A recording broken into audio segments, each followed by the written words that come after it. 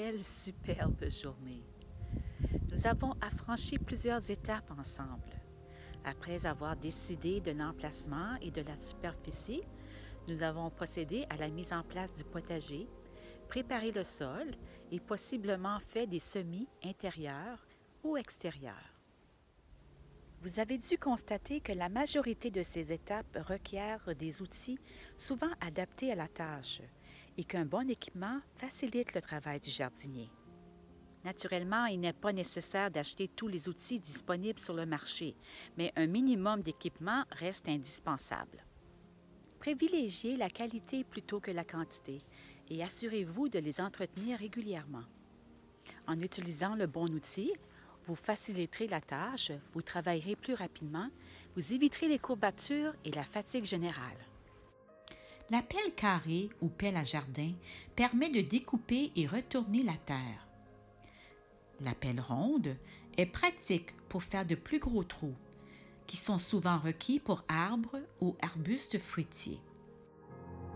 La binette permet de casser la croûte de la terre qui se forme après la pluie et de couper les racines des herbes indésirables. La fourche ou griffe de jardin est un outil souvent indispensable. Elle sert à aérer et décrouter la terre, briser les mottes de terre, affiner le sol en vue de plantation, désherber entre les rangs et incorporer le compost au sol. Le sarcloir est un outil de jardinage servant à arracher les plantes indésirables sans trop d'efforts. Si vous avez une grande superficie, choisissez le sarcloir oscillant qui permet de couper les plantes en tirant ou en poussant d'un mouvement de va-et-vient. Le râteau permet d'égaliser le sol des planches de légumes, de retirer les gros cailloux et d'uniformiser la surface du sol. Le râteau à feuilles, comme son nom le dit, sert à ramasser les feuilles mortes. La grelinette, inventée par André Grelin, est un outil permettant d'ameublir le terrain sans retourner les différentes couches de terre. Cette manière d'ameublir le sol permet de conserver l'écosystème du sol. Elle est très appréciée chez les permaculteurs car elle respecte la terre. De plus, elle fait travailler les bras et non le bas du dos. La serfouette a pour fonction de biner et de creuser des trous de plantation pour les plantes. Elle permet aussi de tracer les sillons pour préparer les semis, à sarcler le potager, mais aussi à arracher les vieux plants de légumes avant le labour d'hiver. Le sécateur sert à couper les feuilles et les petites branches, ainsi que les racines des plantes. La truelle ou petite pelle permet de creuser de petits trous dans la terre afin de planter des plantes ou de semer des graines. La brouette est un outil précieux et sert à déplacer la terre et le compost, les pierres ainsi que tous vos outils. Quels que soient vos efforts d'économie en eau, il faut parfois utiliser un boyau d'arrosage ou un arrosoir pour arroser les plantes en pot ou les plants ayant été récemment transplantés en terre. Un bon arrosoir devrait être facile à transporter, à tenir et à utiliser. Beaucoup de modèles sont munis d'un bec inversé qui transforme le flux d'eau en un jet plus doux pour arroser les semis et les petites plantes. Naturellement, je n'ai pas tous les outils que je viens d'énumérer, mais j'en ai un certain nombre qui m'ont été donnés soit par mon père, mon beau-père ou que je me suis acheté et que j'utilise plus fréquemment. C'est certain que si on a une zone de culture dans laquelle on plante directement en terre, on va avoir besoin plus fréquemment de pelles que d'outils à main. Moi, quand je fais des trous, par exemple, j'utilise la pelle ronde qui me permet également de retourner la terre. Et si, par contre, je fais du découpage pour mes zones de fleurs, à ce moment-là, je vais utiliser la pelle carrée ou la pelle à découper. Alors ici, j'ai mon sarcloir à long manche que j'utilise pour mes plus grosses zones. J'ai une zone que j'appelle ma zone à lasagne, là, dans laquelle je plante souvent mes haricots ou mes pommes de terre. C'est le sarcloir que je vais utiliser pour ces zones-là. Mais bien sûr, si on est dans des bacs surélevés, un petit sarcloir comme ça, ou ce qu'on appelle aussi une griffe, peut très bien faire l'affaire.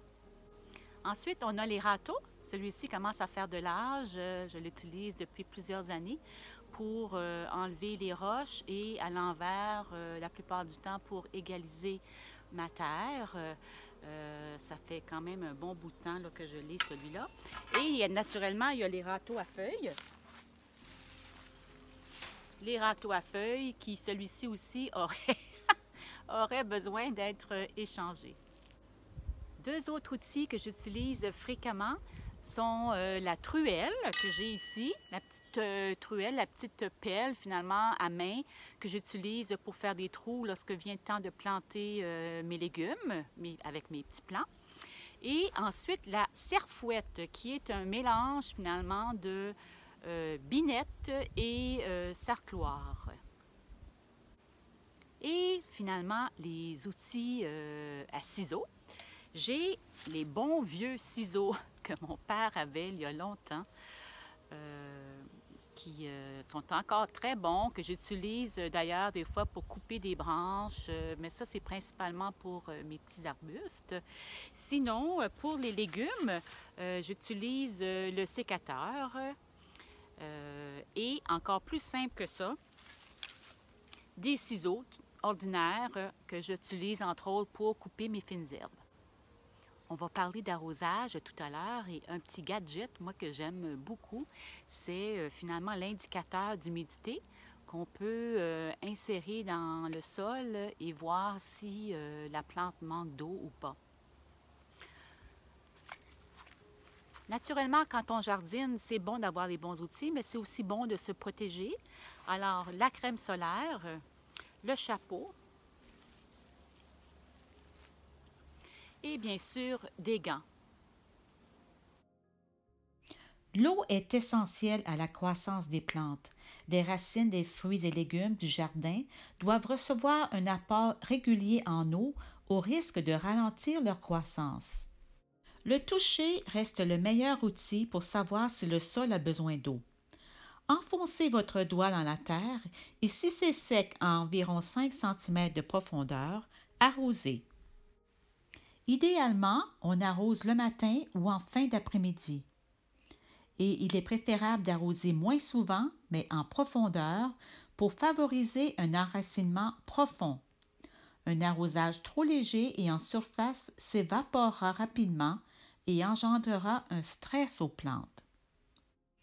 Arrosez le sol plutôt que le feuillage afin de minimiser les risques de maladies causées par des champignons. On évite aussi d'arroser en fin de soirée, car le feuillage reste alors plus longtemps humide, ce qui rend les plantes plus vulnérables.